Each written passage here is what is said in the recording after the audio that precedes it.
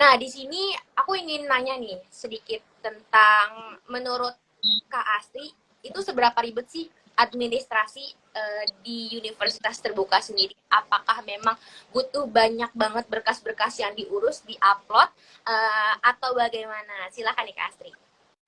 Oke, sebenarnya kalau administrasi untuk kuliah di UT itu sangat amat simpel, nggak ada ribet-ribetnya gitu. Teman-teman tinggal mempersiapkan KTP, yang paling penting KTP ya. Nah, tapi ada teman-teman yang lulusan SMA itu belum punya KTP, belum sempat bikin, atau memang dari RT RW-nya belum diproses gitu. Itu masih bisa pakai kartu keluarga. Yang penting kita butuhnya nomor induk kependudukannya. Nanti kita ceknya di situ.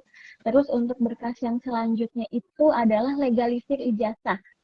Jadi teman-teman harus yang pasti punya itu legalisir ijazah. Untuk selanjutnya yaitu formulir. Formulirnya itu teman-teman bisa unduh di web ut.ac.id garis miring formulir.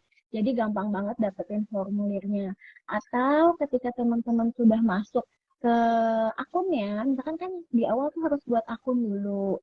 Nah, pada saat masuk di akunnya itu nanti formulirnya juga langsung dikasih linknya. Jadi tinggal di-download, di-print, diisi, lalu di-upload lagi. Gitu. Terus sama foto. Foto 3x4 bebas mau berwarna atau hitam putih. Itu juga sama semua berkas-berkasnya nanti di-upload. Gitu aja berkasnya. Gampang banget kok. Nah, Kak Astri, apakah bisa sebelum ijazah turun menggunakan SKL?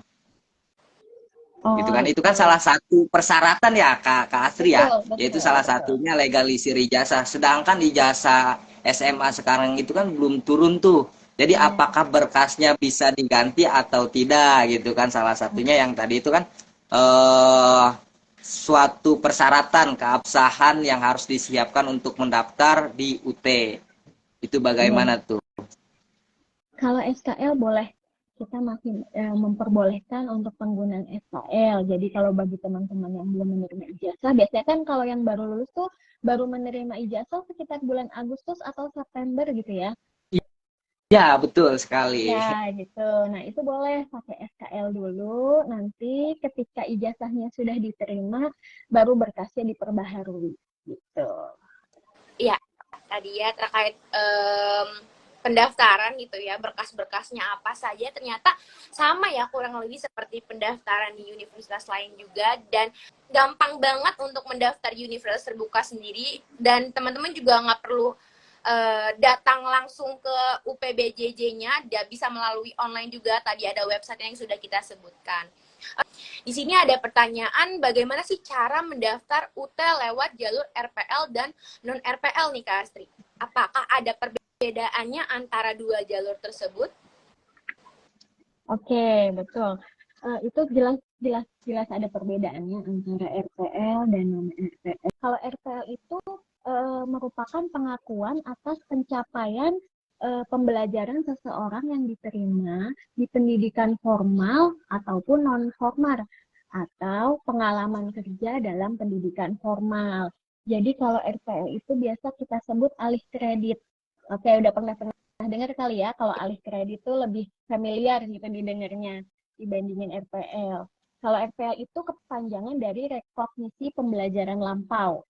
Itu sama artinya dengan alih kredit, yaitu pengakuan terhadap pengalaman belajar atau kelulusan mata kuliah yang diperoleh mahasiswa dari suatu perguruan tinggi. Jadi kalau untuk yang RPL itu untuk teman-teman yang sudah pernah kuliah sebelumnya, yang ingin melanjutkan di UT atau yang ingin pindah pindah kampus juga bisa. Misalkan sebelumnya ada sudah pernah berkuliah di kampus A, misalkan ternyata di kampus A itu tidak sefleksibel di UT misalkan.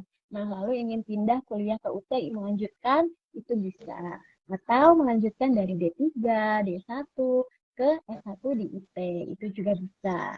Nah, kalau yang untuk non RPL itu artinya sebaliknya.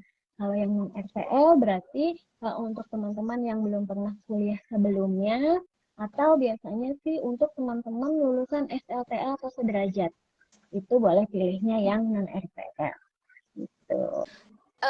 Biasa tuh kalau misalkan kita udah ngedaftar nih Kak, apa sih yang harus kita lakukan setelah kita selesai melakukan pendaftaran di UT Aceh ID? Oke, kalau setelah melakukan pendaftaran itu yang pastinya yang harus dilakukan sih bayar ya, bayar SPP-nya. Jadi kan teman-teman kalau udah mendaftar itu sudah dapat NIM, sudah registrasi mata kuliah, lalu langsung dibayarkan SPP-nya. Nah nanti kalau untuk mahasiswa baru itu menunggu informasi terkait orientasi mahasiswa barunya, jadwalnya kapan, di mananya. Nah itu biasanya akan kita infokan dalam mendekati penutupan masa registrasinya. Ini terus sama pengiriman buku. Jadi teman-teman semuanya nanti kalau sudah membayar, buku langsung dikirim ke alamat pengirimannya. Proses pengiriman buku itu kurang lebih 14 hari kerja. Itu bukunya langsung dikirim dari UT Pusat, jadi bukan dari UT Serang. Nantinya bakal ada jadwal orientasi juga teman-teman yang pastinya tahun ajaran ya Kak Asti memberikan Dan pengarahan. itu wajib datang ya kalau untuk orientasi. Wajib datang guys.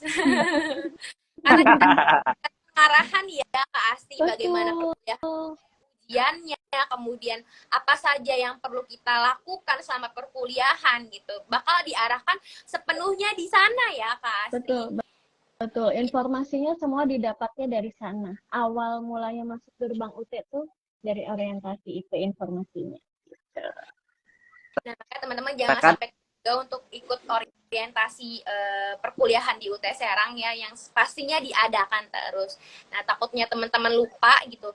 Orientasi ini juga diadakan setiap tahun ya, online juga ya Kak ya? Kalau orientasi itu kita mengadakannya tatap muka. Oh, jadi ada tetap teman-teman wajib datang. Iya, tapi kita adakan di kabupaten kota di seluruh wilayah Banten. Jadi nggak usah khawatir, nggak usah pusing yang dari Tangerang. Saya datang ke Serang jauh banget. Enggak. UT Serang yang samperin mahasiswa-mahasiswanya di setiap wilayah. Gitu.